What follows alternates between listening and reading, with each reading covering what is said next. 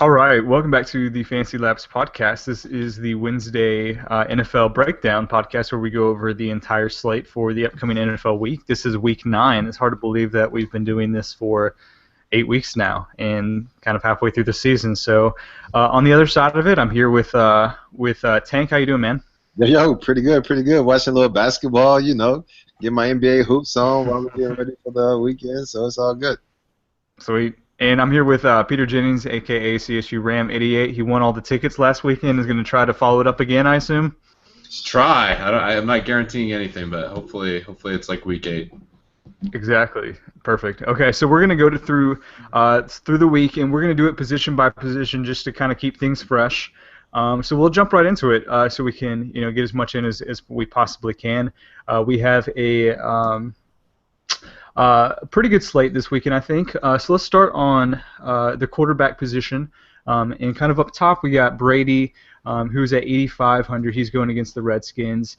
You have Rodgers, who is a pretty tough matchup at the Panthers. He struggled last Sunday night and doesn't have a great matchup either. Drew Brees, after his 7 touchdowns, gets the Titans at home, again, where he's just a different sort of player at home. Matt Ryan is at 7,100. He's going against the Niners. And those are kind of the elite quarterbacks. Luck is kind of rounds that out at 7K. He's the only one above 7K, and then it kind of dips down a little bit. But he's at the Broncos in what looks to be another tough matchup for him. So, Tank, as far as like the elite quarterbacks go, what are your thoughts on those guys? And anyone stand out to you? I mean, well, of course, Brady stands out just because he's Brady. He's just been playing out of his mind so far this year, and I don't think there's any team that can really slow him down right now. It'd be interesting to see Brady actually against that Denver Broncos defense because, I mean, he's just been a train running this year. I mean, so Brady's hot. I mean, Rodgers has a tough matchup against Carolina, but we saw what Luck was able to do towards the end of the game to get the Colts back into it. I don't know if I see Rodgers struggling 2 games in a row. So if it's one of the deals where, Rodgers had an off game, people may be off of him, a good contrarian play may be him because, I mean, I think Cobb will likely be in the slot versus one of their weaker defenders, not on Norman, and so then that connection could be on fire this week. Drew Brees, I'm not sure if he can follow up that 7-touchdown performance from last week, but he has an appealing matchup against Tennessee, who's a team that's in disarray right now, firing head coaches and stuff like that, so they can't bode well for the Titans. And they're playing at home, so they're trying to get back on track at home. So those guys are appealing. And then, of course, you look at Matt Ryan. They lost to Tampa Bay last weekend. What's interesting, and I saw a little tweet that went out from like a 49ers reporter saying that they waited until this week to name Gabbert the starting quarterback so they can go against a weak Atlanta defense. So whenever you put that kind of material out in the media, especially when you're a team that's just been getting mollywopped all year anyway, I mean, that really doesn't help the cause. So I could see Atlanta just clicking on all cylinders and just beasting those cats this week. And then Luck, yeah, I mean, that's a tough matchup. If they could hold Aaron Rodgers to 70-something yards, then I mean, that doesn't bode well for Luck, and they just had their offensive coordinator fired and stuff like that. So I would probably stay away from Luck, even though he's my Stanford boy, but probably wouldn't touch him this week. Yeah, Pete, what are your thoughts on the top QBs? Obviously, you had a lot of success rolling out with Breeze last week, and I watched your breakdown, and I thought you had a couple good points on why you chose Breeze. Can you kind of just go over that, your process in choosing him last week, and kind of maybe your thought process on quarterbacks this week? Yeah, so last week I had a lot of Breeze in tournaments because I thought everyone was going to be on Phillip Rivers, who was the chalk quarterback. That's who I used in cash games. But anytime you have a quarterback in like the same price range as one of the most appealing options, they're going to be lower owned. So I really thought Breeze had a great matchup at home where he's historically been much better, and he couldn't get a better matchup this week. And unfortunately, this week everyone's going to be on Drew Brees. All the recency bias, everyone chasing the touchdowns. So he's a really enticing option, maybe the cash game play, but in tournaments he's going to be really heavily owned, so that's tough to deal with. I love Tom Brady, has a great matchup against Washington. Not really on any of the other top-tier quarterbacks, though. No chance I touch Luck. My Denver D is Tank. how would you rank this Denver defense all time? I mean, it's obviously we're only through week 8. I mean, yeah, we're only through week 8. I mean, but they're damn impressive, and I know I can't even say what I want to say right now. But I know you're just sitting over there with something just crazy right now, just watching your Denver D play defense. But I mean, they're special, man.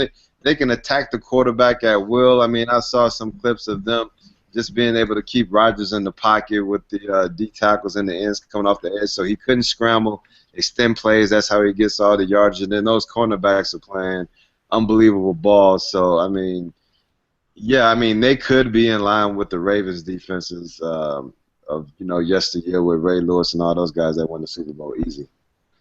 Yeah, I really think they have a chance to be historically great through 8 weeks. They definitely have been elite secondary, and obviously have an excellent pass rush and can stop the run. So they have everything that you want.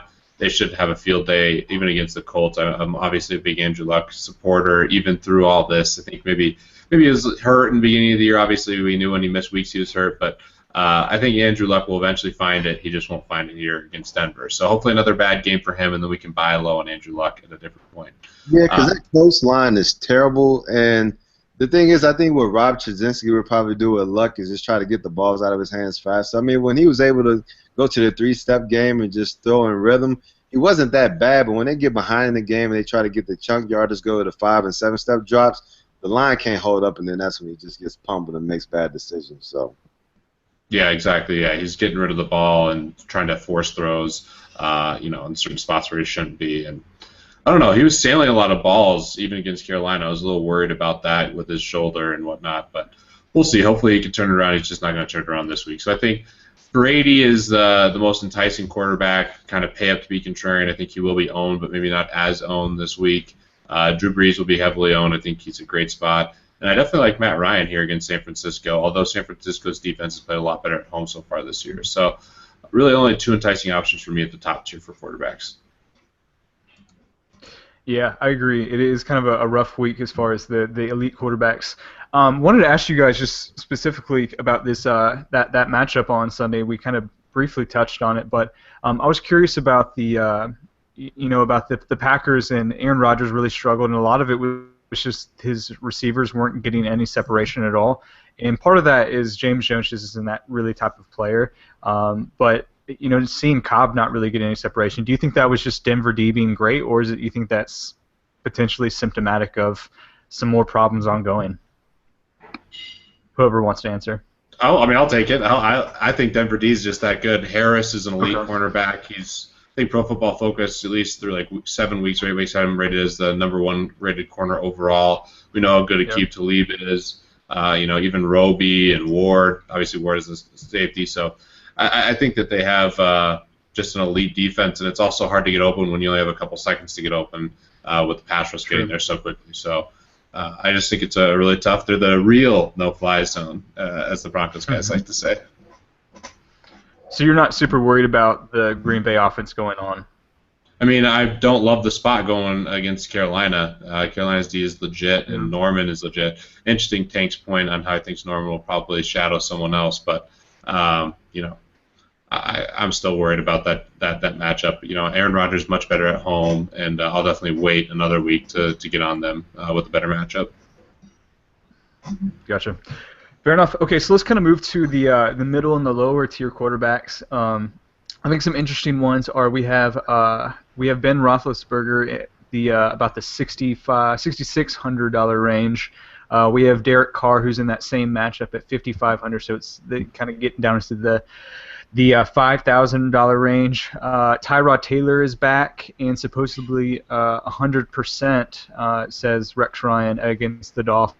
So some interesting kind of lower tier guys if you don't feel like paying up, which kind of seems it might be a good spot. Tank, any of these kind of lower tier quarterbacks on DraftKings in like the 5 to 6, low 7K range interest you?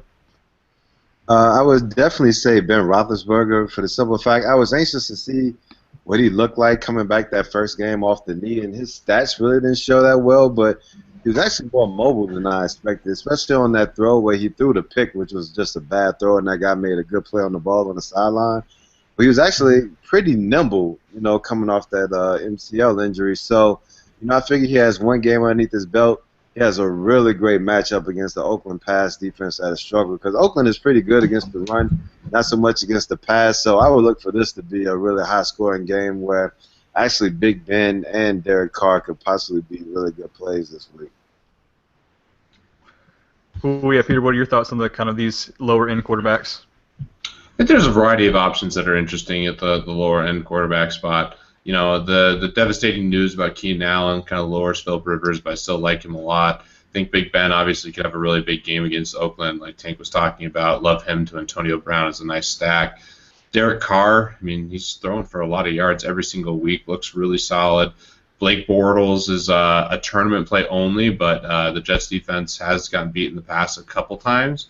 And he's just thrown a bunch, so I think no one's really going to play Blake Bortles, so he's a contrarian play. I don't love the match. I hate the matchup, but I think he's a decent option for tournaments, given that he's going to be probably like 1 or 2% owned. And then outside of that, it gets kind of tougher for me. Jay Cutler, you could make an argument for, I guess, but I think that they'll try to pound it with the rock. I think we'll talk about the running back scenario there here in a bit, but.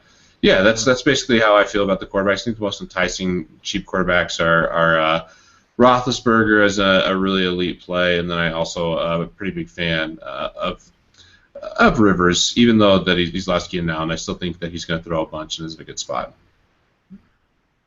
Are you on Tyrod at all, Pete? Yeah, I like Tyrod. Ty God, as Adam Levitan, good friend, likes to say. I mean, he gets it done with throwing the ball and with his legs, so he has a lot of upside every single week. Yeah, I agree. And he hasn't played, so I think people might have forgotten about him. He's really cheap this week. So I forgot one that's really important. Jameis Winston. Sure. Tank, what do you think about Jameis? Jameis. Just laughs. Jameis has been playing better ball, and actually, I mean, we saw what Breeze was able to do against that Giants secondary. So, I mean, yeah, you could take a flyer on him, and he's only at 5,200. I mean, that wouldn't be a bad play. So I'm with you. All right. Yeah, I think he's a pretty good. The Giants have been getting crushed by the pass, so I think he's in a pretty good spot. If Prince misses again, they're even worse in the secondary, so we'll see what happens there. One thing I liked about Jameis, especially last week, is that he was targeting Mike Evans early and often. The only thing is they really couldn't connect. But like you said, with Prince being out, maybe that could be a connection where you can stack those guys and maybe get some points. Right, I'm totally with you there. Yeah. Cool. I like it. So let's move on to running backs. Keep on moving. So at the top of the list is Devonta Freeman. He's seems to be a pretty good option here against a struggling San Francisco team. He's up at 8K, and then going down, Le'Veon was 78, but obviously he's out. ADP is at 73, so a pretty big drop between Freeman and the second tier running back. But Gurley is finally getting up there at 69, but I don't know what your thoughts are, Pete, but it seems still cheap to me. We have Ingram at 65, and Murray at 64, Lacey at 61. This top running back tier is pretty ugly. Yeah, it's really ugly. I'm curious Tank's thoughts here. I'm not going to pay up for Freeman very often, even though San Francisco's been bad against the run. I just think they'll play a little bit better at home.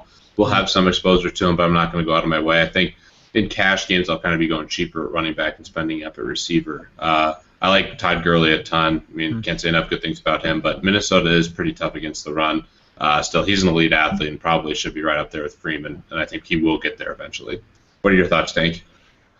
I mean, I think this is, one of those things we talked about in Vegas and earlier on in the season where, I mean, I really like Adrian Peterson. I really like Ty Gurley. I think they both have really tough matchups with, St. Louis run defense being around 7th in the league right now in Minnesota at 11. And it's one of those games where I can actually see both guys regressing a little bit, but at the same time, it's one of those games where they may get, 2 yards, 4 yards. And actually, that's how Gurley was, last game. He really wasn't doing that well the first quarter, and then the first carry, the second quarter, he exploded for a 71-yard touchdown. So, I mean, I could see something like that happen where you just keep pounding and pounding away, and then he eventually breaks one. But I can also see, like, this being a game where, he kind of takes a step back and maybe he has, 18 carries or something like that for 80-something yards. I mean, he'll probably still get a tub and have a decent game, but I don't know if he'll go for another buck. 130, something like that. I really don't see that happening this week. I mean, I think more along the lines of what you're thinking for cash games. I mean, that's usually what I play, so I'm thinking more so the cheaper backs with the better matchups versus paying up for these guys where it looks a little dicey in regards to their production this week. Right. Yeah, and I think that roster construction is really big this week. And I think you can go contrarian paying up for Devontae Freeman. I like him, but we'll see.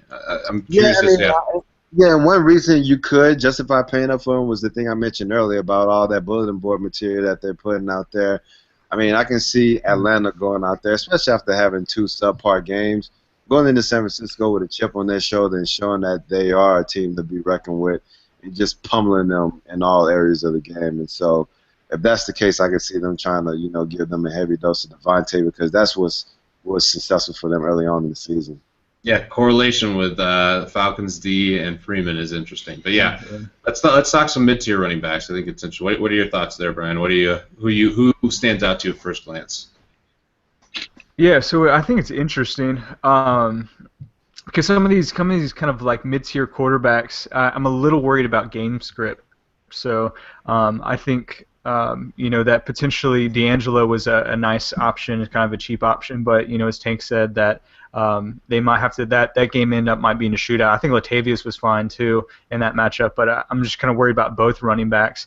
I think Hillman is actually kind of a good mid-tier guy. C.J. Anderson actually got a little involved in that game last week, but there's not like a ton of guys that I'm like super excited about, which is why Devontae was intriguing to me. I mean, you have Jonathan Stewart, who's potentially okay at 4,300, but he's pretty. He's limited ceiling-wise because he just doesn't get. I know he got the touchdown last week, but that's just not something you can really count on. So there's not many guys. Darren McFadden maybe, but not a whole lot of guys that I just get really excited about their floor and wanting to roll them out in cash games. Yeah, go ahead, Tank. I don't know. What are your thoughts, Pete? I mean, I think when I look at it, I mean, I'll breeze through a few guys. I mean, a couple guys. I mean, none of the matchups are just outstanding to me. Yeah. For various reasons. But I think Doug Martin is appealing to me. I look at not Lamar Miller, but actually LaShawn McCoy in his matchup against Miami. I mean, that's a little appealing, especially just thinking about what a couple teams will be able to do against them rushing the ball. And then also you go all the way down and you have Langford, who's filling in for Forte right now, and San Diego being one of the worst teams against the run. Looking at him in the running game, and also, in the pass game as well. I mean, I think those are three guys that kind of stand out in the middle to lower tier. Yeah, Langford stands out a bunch to me. I think he's an elite play, assuming Forte is out. 4K against one of the worst, if not the worst, run defenses in all the NFL. So I'm on that play. I think it's an elite play. In addition to that, I think that there's arguments for kind of these mid-tier, towards the top of the mid-tier, like Latavius, D'Angelo Williams, Doug Martin, even someone like Deion Lewis, with all the passes that he catches. I think he's a great DraftKings play, even though Washington is relatively stout against the run. And then one of the other plays that I really like that I think is really sneaky because there's no recency bias towards him is LaShawn McCoy. Price is way down there, and I think this Miami defense has kind of been inconsistent, and if they're not they don't show up here in Buffalo, this could be a huge game for LaShawn McCoy. And I guess I should make one more comment. Denver running backs is tricky. I thought Anderson played better than Hillman this last week, but we'll see. Yeah, that was my thing too. I actually know that too. Yeah, so yeah. Yeah. They're both interesting, I wasn't though. expecting it really. Yeah. Yeah, I thought Anderson was done, but yeah, so that was interesting. One note about Langford, I agree on his play. J.J. Zacharyson of Number Fire, he tweeted out earlier today, of the 8 running backs who have attempted 10 or more rushes against San Diego this season, 6 of them have scored at least 15 and a half fantasy points. So San Diego defense not great against the run and kind of those pass-catching backs as well. So Langford definitely is intriguing at his price point. So those are some good thoughts on running backs. Let's move on to wide receivers and keep on rolling. So at the top of this list, we have Julio at 9,300. So he's pretty expensive this week, but it seems to be in a pretty good matchup against the 49ers. We have Beckham, who is coming off a huge game, 3 touchdowns, which is ridiculous. Edelman's up there at 82. Antonio Brown finally gets Ben back and is at 81. Dez is 79. Brandon Marshall's at 76, AJ Green 76, and then the two Denver running back or wide receivers rather, Demarius and Emmanuel at 75 and 73. So, think any of those guys stand out to you? Yeah, because whenever I see OBJ, I just want to put baby powder in my hand and pimp slap myself. Because I had him peppered all over a few of my lineups last week, and I don't know why. Like, sometimes I go back and I change shit last minute, and for some reason I switched him out. I mean, I still did well, but, I mean, I was still pissed off that I was on him early, and then for some reason switched it out. And also was pissed off about Andy Dalton, too. Boy, if I can catch him on the street, oh, boy. But we're not on quarterbacks anymore. All right, so wide receivers. I like Antonio Brown. I really like the matchup OBJ has against Tampa Bay. AJ Green, I mean, usually he kind of goes, he ebbs and flows. I mean, I knew that Dalton would try to get him off against Pittsburgh last week, and so this may be a game where it's more, you know, a Marvin Jones or Eifert or someone like that. I don't see AJ getting off 2 games in a row. I really like the Denver wide receivers. I mean, I think Emmanuel Sanders is dealing with that shoulder still. So probably like Demarius a little bit more to him. But if both guys are healthy, I think both guys should definitely be in play. Yeah, this is where you want to spend the money this week, is at the receiver position. Love Julio Jones every single week. No different this week. I think he's in a good spot. I like Odell Beckham Jr. I did love the narrative streak that he had last week, going back to New Orleans. Obviously, LSU guy. I was big on that. And my favorite play at the top tier is Antonio Brown. He'll be back up around 9K eventually at the end of the year. With Big Ben, he's going to find him way too often on DraftKings on the PPR site. It's just huge to get him. Now, the interesting thing with the Broncos receivers, I really thought it'd be a big game for Emmanuel Sanders if he's right, because Vontae Davis, I assume, is going to shadow Demaryius Thomas, and Vontae Davis is pretty good corner. Was elite last year. He's still pretty good. So I think the Broncos might pick on a secondary corner and go to Emmanuel Sanders. So I think he's in play. Definitely is a lead option. I mean, not exactly in the top tier price range, but kind of up there. There's 2 guys, Mike Evans and Alshon Jeffrey, who I really like as well. I think they're elite plays. I have no problem playing Julian Edelman either, but I definitely think I'm going to be going to one other, pass catcher for the Patriots, which we'll talk about here in a second. Yeah, I think I think Alshon's probably still pretty underpriced. It's only 67, so I agree on that. And kind of right below him is Amari Cooper, who's at 67. And kind of wanted to ask you guys, I don't know if you guys have got a chance to watch Oakland. He's really weird in that I actually wrote about him today over at Fantasy Labs. He's on track for like 87 receptions and 1,400 yards and a bunch of touchdowns. And has kind of been targeted by Carr, has a great chemistry with him, but for some reason he has 1 red zone target. Yeah. And they just don't look for him at all. And I couldn't figure out why, and I didn't know. I figured it'd be a good time to ask you guys, maybe if you've watched a little bit, to figure out why he's just not getting anything in the red zone, which obviously limits his upside. I have no idea why he's not getting it. He got him in college, and I was shocked. Yeah. I heard that stat last week, and I thought I did a double check. I thought that the person was making up the stat, and it's true. So I don't know what's going on there, but he's similar thing with Demarius too. Yeah.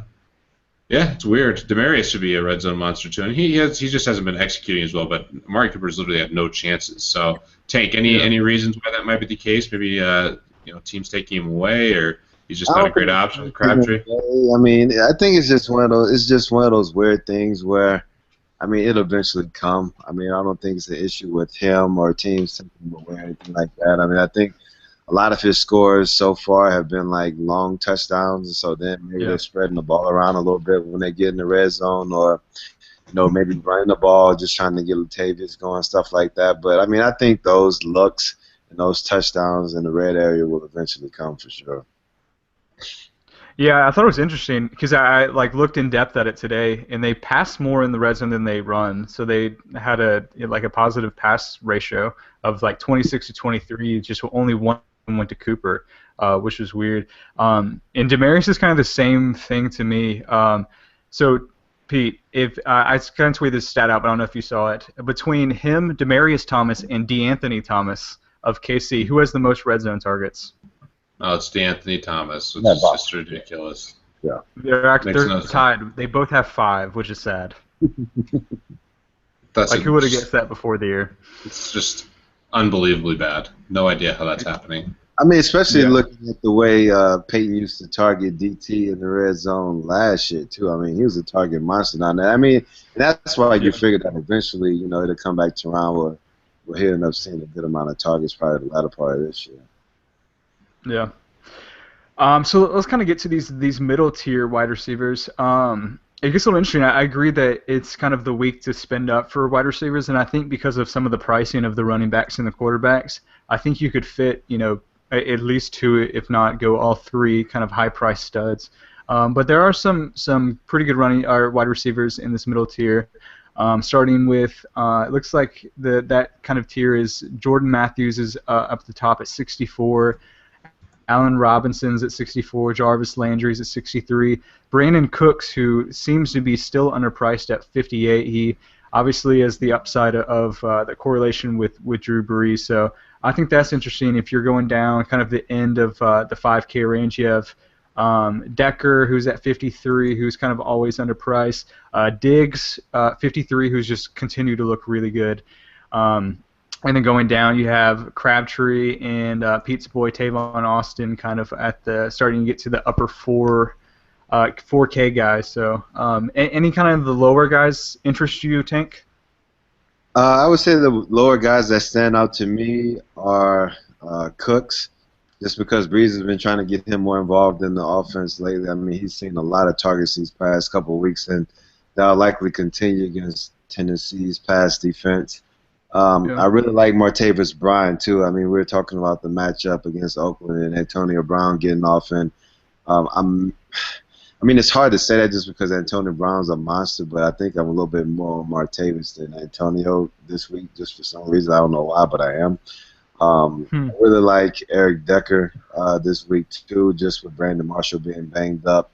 They're coming off a loss. They're going to be at home trying to get back on track against Jacksonville. Jacksonville's tough against the run, so I can see them leaning a little bit more on the pass and leaning a little bit more on Decker. And Decker always seems to have about 6 catches for 60 yards and a touchdown, so definitely like that. I mean, I've been on Diggs, I would say, the past 3 weeks in cash games. I think he has a little bit tougher matchup this week. Same with Allen Robinson. I really like him, but I can see Ravens being on him. So if anyone's going to get the better matchup, it would probably be Hearns on Cromartie. And that may round out all of those guys in that range. But, yeah, that pretty much covers it. Yeah, Brandon Cooks, best play probably out of all these guys. I think he's still too cheap. I like him. A little concerned about using him in tournaments, given how many people are going to be on Breeze and are potentially going to be chasing points from Cooks as well. I don't have no idea why Jordan Matthews is still so expensive, but sure, I'll throw a couple tournament teams in with him just because I've played him so much. He's burned me so bad that when he finally goes off, I better have a little bit of exposure to him. Hopefully that'll eventually come. Diggs is definitely a tough one for me with the matchup. His price is coming up, so that's a tough spot for me. Tavon Austin, his 7 touchdowns, the triple threat guy. It's getting a little too expensive, a little too trendy for me now. But it was a fun ride with Tavon. I still think Malcolm Floyd is interesting. We have to figure out where all these targets are going to go in San Diego. So he's 3,900. I think he's a pretty elite play as a deep ball threat and a pretty good matchup here against Chicago. So I like him, and then there's a bunch of guys that I wouldn't hate taking flyers on, but there's no one that I really love. Outside of I think Malcolm. I think that there's merit. We'll see what happens with Gates this week. I assume he's going to play and be okay again. But figuring out that San Diego situation is definitely going to be big. Like Stevie Johnson could be another guy who we'll talk about here in a second. Could have a nice game as well. Yeah, and let's get to these kind of min price guys, because Stevie Johnson was a guy that I definitely want to figure out what's going on with this San Diego offense.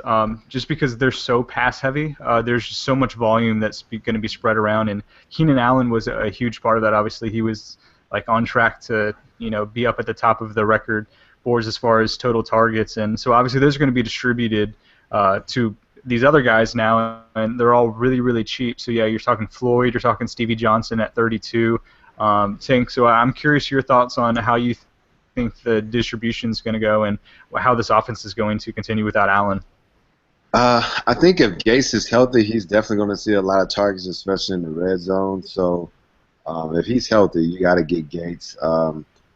I can see an uptick in Stevie's production, whether it's using him in the slot or maybe Stevie getting a little burn outside as a number one as well. I mean, I think Floyd is always going to be that deep threat that Rivers goes to on the outside. So if he has a really good matchup against, a team where they give up a lot of deep balls, then, he definitely comes into play. And then another guy is Inman, too. Inman, I think it was the Monday night game where I can't remember if Keenan was hurt or someone was hurt, and then Inman came in and had a really, good game. And so he can start to get some more play, get some more burn on the outside, and, become, a good, flyer as a cheap wide receiver as well.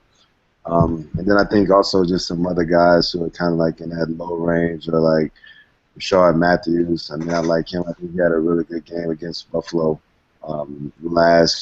earlier this year. And then, of course, like you have your Dwayne Harris, who had a really good game against Tampa Bay. They're trying to get him more involved in offense, and I really like him more than I like Ruben Randall.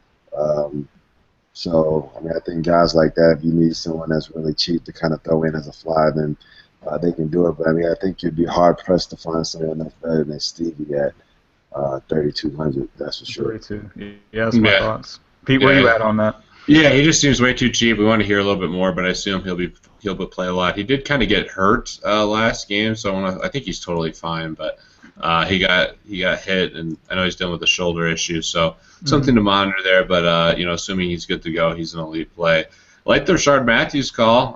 Tough matchup, but you have to throw against Buffalo since they're so good versus the run. So he's great at catching the deep ball, and definitely is going to have a couple huge games, here in the future.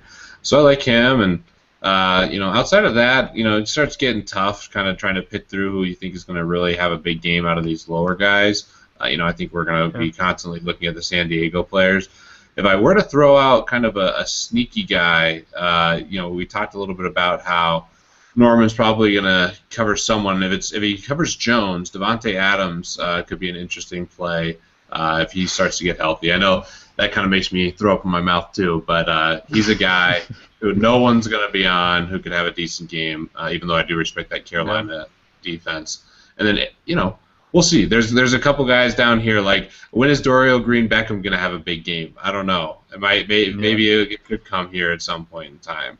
Is Riley Cooper going to have a big game at some point? He catches those bombs, but he doesn't really do anything else outside of catch long touchdowns. I don't know. So it's pretty ugly for me. I don't think you have to go down here. I think the roster construction is cheap running backs, a mid-tier quarterback, and then spending up more so at receiver. Yeah, I agree with that. So Pete, if you did want to kind of get some San Diego players in your cash games, is Stevie Johnson the play for you? Yeah, I don't mind that. I just want to make sure his shoulder's fine and everything else is good. But yeah, assuming that's the case, then I definitely have no problem rolling a lot of Stevie Johnson in cash games, because then you can really load up. You can get my boy Gronk, who we'll talk about here in a second, and you can get even a couple other elite top-end receivers. So I like that a lot. Cool. Yeah, I do too. So speaking of Gronk, let's move over to the tight ends. So Gronk is at the top. He is $1,500 more expensive than any other tight end, but that just kind of comes with the territory. So he's up at $8K. And then going down, we have Greg Olsen at 65, Eifert at 54, so a pretty big jump in between those guys as well. We have Witten at 52, Martellus at 49, Barnage at 48, and Gates at 47 to kind of round those kind of elite guys, 45 and up. So Tank, what are your thoughts on those guys? Obviously, Gronk's in a great matchup, but what are your thoughts on those other guys as well? Always in a great matchup. I mean, that's one of those things. I mean, like Pete said early on, I mean, whenever you see Gronk and you can do it, just pay up and put him in your lineup and just try to build your lineup around him. I mean, he's just that good. And he'll be that good again this week. I think when you look below Gronk, instead of messing with those other guys in that 65, 5,500 range, I would probably drop all the way down. And, especially with Forte being out, I think Alshon has a tough matchup against Verrett. So I kind of like Martellus Bennett this week. Gary Barnes has just been hot, and he continues to, be hot. So until he falls off, you might as well play him. And then also, like, if Gates is healthy, I think he's going to be a target monster in the red zone. Jordan Reed has been a target monster whenever he's healthy. The quarterbacks love to lean on Delaney Walker there in Tennessee. Yeah. So, I think that little stretch between Martell Bennett and Delaney, you might as well stretch it down to Charles Clay too, with Tyrod coming back.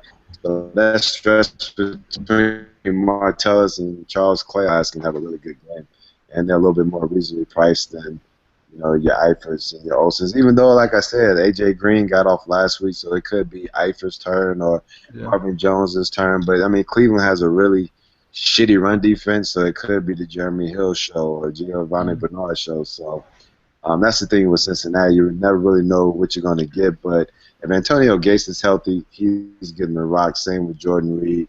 And not as much, but it's, kind of that way with Walker and Clay as well. Does Barnage scare y'all with Manziel? Is Barnage? He is better with McConnell. I'm getting confused. So Barnage, I don't think's playing, boys. He's not? No, either are the Bengals. So we don't have to worry about those two. Oh. Am I insane? I know the Bengals aren't playing, but I don't think Cleveland's playing either. No. They're the Thursday night. They're Thursday game. Oh, that's right. We're the Thursday. That's why I'm getting so confused. My bad, guys. My bad. I'm on a Sunday slate, so I was frantically looking for both those guys. No worries. I mean, you probably want to ignore him anyway. All right. Well, brain fart on my end. I will give you a good nugget though, tight end. I think I got I'm paying for Gronk, but I might play two tight ends in a cash game, and there's a tight end I think is an elite play, and that's Heath Miller. Oakland is dead last against the tight end. 10 catches, 105 yards, $2,700. I mean, I'm streaming tight ends against Oakland, and Big Ben's back. He loves Heath Miller. Oakland sucks for his tight end, $2,700. Yeah, I actually wrote Heath out last week with Big Ben coming back, and he did well for me. Nice. There you go. Yeah. He's not the athletic freak tight end, but he's neither is Barnage. Yeah. Yep. True. Yeah. And I saw a stat earlier that Heath averages 8 targets with Ben at quarterback. So obviously his price is super depressed just because of the quarterbacks they've been running out. But 27 for a guy who's going to get 8 targets from Ben in this matchup is I think he's kind of that's the weird thing is he's kind of an elite cash game play, but then you have Gronk. So thankfully on DraftKings you can get both of those in. So Pete, any of those other guys other than Gronk and Heath, or is it just simple enough where you just don't worry about it? Yeah, just those two really is it for me. That's the main guys I'm looking at. I mean, there's other options for tournament. Jordan Reed's really interesting. He has a great connection with Cousins. He had a huge game last time they played. I like the Delaney Walker call too, but for the most part for cash games, it's just Heath and Gronk for me at this point. Yeah. Any other guys for you, Tank? Ben Watson, Jordan Cameron, any of these kind of like middle tier guys? I really like Watson. I should have put him in more of my lineups last week, but I was thinking that, Gates was going to be a little hobbled and wouldn't look as good as he did, and then Ladarius Green got hurt, so that kind of screwed me there. But I really like Watson, and, they continue to go to him in that offense, but I think he may be due for a regression as well. So, but I think he's a solid play just like all those other guys, just like your Charles Clay, Delaney Walker, all those guys. So, I think they're all the same guy, really. Yeah, that's kind of how I was completely on the same wavelength as Pete. It's kind of Gronk and Heath, and so I don't think we need to spend like a whole lot more time. So we can get to defense and then kind of finish up. So at defense, the top team right now is the Rams. They're at 3,500, and the correlation play with them and Gurley has been pretty successful in the last couple weeks. So another option. This was this bad 49ers team. They're at 34 against Washington. They're huge favorites. They're 14-point favorites. They're at 3,300. Bengals on Thursday night, 32. Packers going against Carolina, same matchup at 32. You have any favorite defensive plays, Tank? I think my number one play is the Falcons, really. I Yeah. mean, they even in the games. I mean, they've struggled. I can't remember how many points Tampa Bay put up on them, but in that close game to Tennessee, they still didn't give up a lot. And you can look at Tennessee's offense and say that they're fairly comparable to San Francisco. Both of them are really bad. And just with that extra bulletin board material, I know the mental effect that that has on the team. And you coming off a tough loss, I think the Falcons are going to get after San Francisco. So, I mean, they're definitely my number one play. I really like New England, too.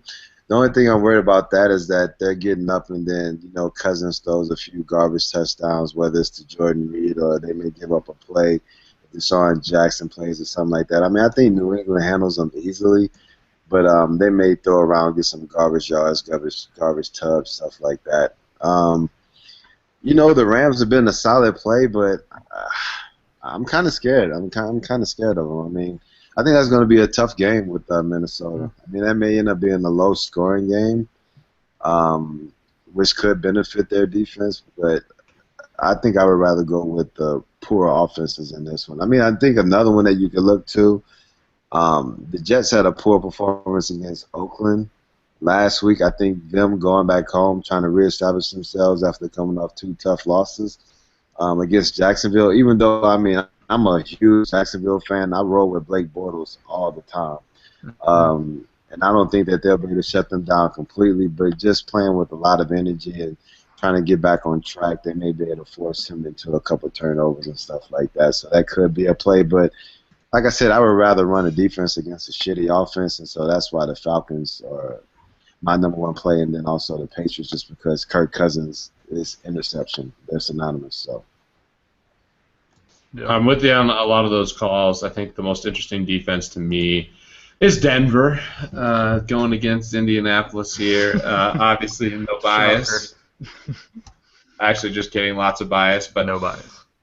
Andrew Luck throwing lots of interceptions, getting sacked a lot. So I love Denver D here. I think they're still an elite play pretty much any single week. They're cheap at $3,000 relative to where they have been. They're not the most expensive defense, which they should be, even though they're averaging 16 fantasy points per game, and I think the next highest is like 12. So can't figure that one out. But I love them quite a bit. And then in addition to that, I think the Falcons, like Tank said, are interesting. New England's interesting being at home versus Kirk Cousins, who throws some picks. The Jets against Jacksonville, I really like a lot. Bortles, I've been impressed with, but he's still throwing interceptions, and you can still sack him. And then one other defense I really like is Buffalo against Miami. I know that Miami looked really good a couple weeks ago with a new coach, but wouldn't shock me here. Buffalo just came out guns a-blazing and had a huge week. Their defense is still elite in my mind, and I really like them as a nice play.